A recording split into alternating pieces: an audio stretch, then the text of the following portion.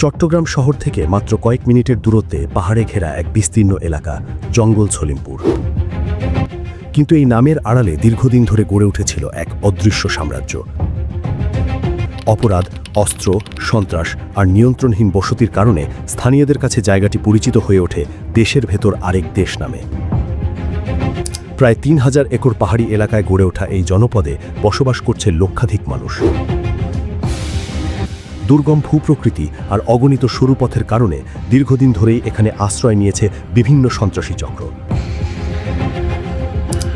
এলাকাটির নিয়ন্ত্রণ নিয়ে সক্রিয় ছিল কয়েকটি সংঘবদ্ধ গ্রুপ, কিন্তু পরিস্থিতি বদলে যায় একটি ভয়াবহ ঘটনার পর।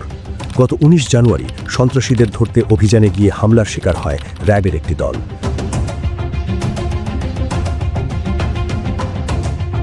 সেই হামলায় প্রাণ হারান র্যাবের এক কর্মকর্তা, আহত হন আরও কয়েকজন সদস্য।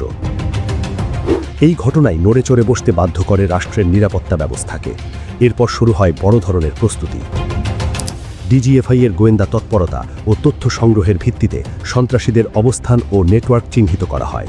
সেই গোয়েন্দা তথ্যের সমন্বয় করে সেনাবাহিনী, পুলিশ, র্যাব সহ আইনশৃঙ্খলা বাহিনীর বিভিন্ন ইউনিটকে নিয়ে স্বরাষ্ট্র মন্ত্রণালয়ের উদ্যোগে পরিকল্পনা করা হয় একটি বৃহৎ যৌথ অভিযান।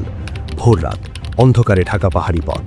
সকাল হওয়ার আগেই আইনশৃঙ্খলা বাহিনীর সদস্যরা ঘিরে ফেলে জঙ্গল সলিমপুরের সব প্রবেশপথ। সেনাবাহিনীর সার্বিক নেতৃত্বে কয়েকটি দলে বিভক্ত হয়ে শুরু হয় চিরুনি অভিযান। এই অভিযানে অংশ নেন প্রায় ৩,৫০০ সদস্য। দুর্গম পাহাড়ি এলাকায় অভিযান পরিচালনায় ব্যবহার করা হচ্ছে সাজোয়া যান, এপিসি এবং ডগ স্কোয়াডের সহায়তাও। লক্ষ্য একটাই, অপরাধীদের আস্তানা ভেঙে দেওয়া এবং পুরো এলাকায় রাষ্ট্রের নিয়ন্ত্রণ প্রতিষ্ঠা করা।